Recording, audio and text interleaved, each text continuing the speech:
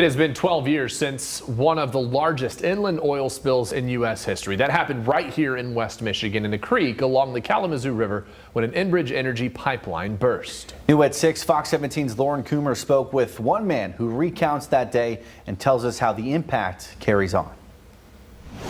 The river looks a little different than it did 12 years ago when at least 1 million gallons of crude oil gushed into Talmadge Creek and onto the Kalamazoo River.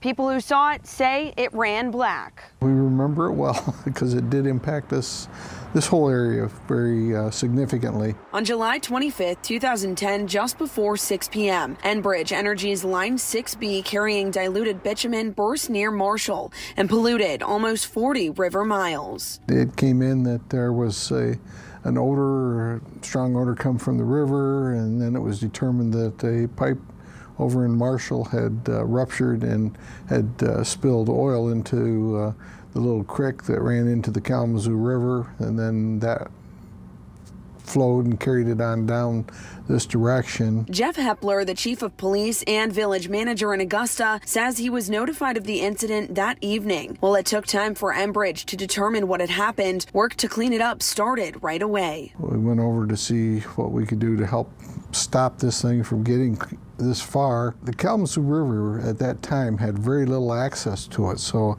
it made it very difficult for Enbridge to try to get this thing under control. Multiple booms were installed to try to help catch the oil from spreading further down the river, and several access points were also added. The damage had a huge impact on communities along it. It did impact a lot of people. There was a time when you couldn't be down by the river for several weeks that the smell was just overwhelming. Hepler saying people had to move out of their homes and businesses were shut down. His business halted during their busiest time of year. We went from very busy to no business at all, basically shut down for